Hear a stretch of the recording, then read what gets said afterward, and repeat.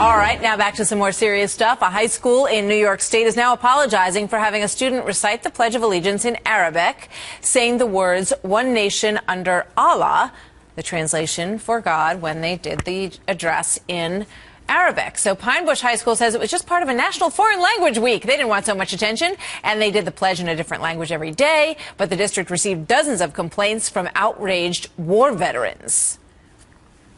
I understand the school doing something like that as long as they were being loyal to the country, which is fine.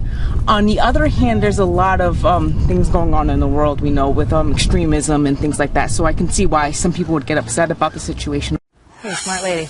Leslie Marshall is syndicated radio talk show host and a Fox News contributor. DeRoy Murdoch is a syndicated columnist and a Fox News contributor as well. Welcome to both of you. Morning. Leslie, I'm just not sure, when it's National Language Week, you can have the students do plenty of things in different languages. I'm not sure it was the brightest idea to have them do the Pledge of Allegiance in any language except English.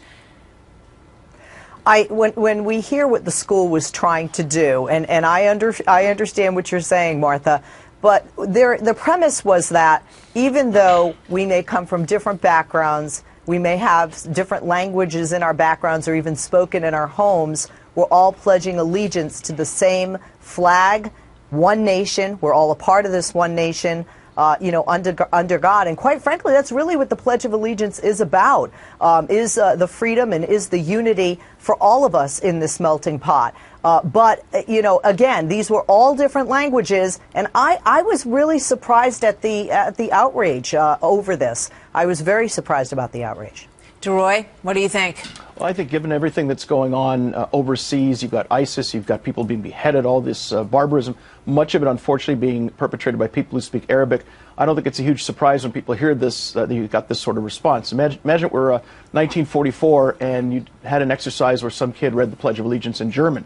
People, I think, would not have been very happy. I think a much better exercise would have been to read the pledge in English, but have kids from different backgrounds talk about the fact that their families came from different parts of the world, what it means to them, what it means to their families, and then you could have different ethnicities celebrating one American culture. I think that would have been a much more positive approach. I think the school probably wishes that they did it that way because they've gotten a lot of backlash from war veterans. And as you point out, it's great for children to learn all different languages. It's great for them to recognize that people come from all different countries and pledge allegiance to this country. But maybe you ought to keep the Pledge of Allegiance in English just to keep everybody on the same page. Good idea. All right, so let's take a look at this other story that comes out of Berkeley, which caught our attention, and we talked about it yesterday.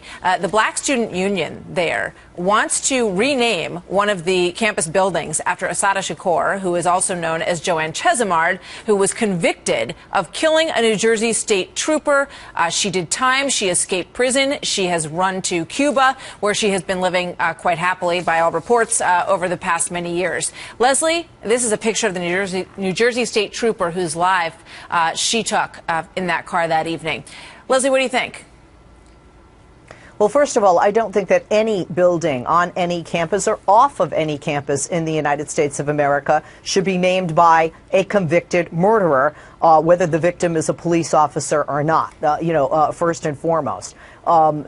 Secondly, though, I was very surprised, and when you look into it, there are a lot of problems with race at the University of California, Berkeley. Who would have thought? And that there are those who feel disenfranchised, or they feel that they're outside the general population. But I think this demand is not only wrong, they have the right to make it, obviously. I feel it's unreasonable. Some of their demands, I feel, are unreasonable. They may diminish their argument by going for the building name change, but it certainly got them a lot of attention.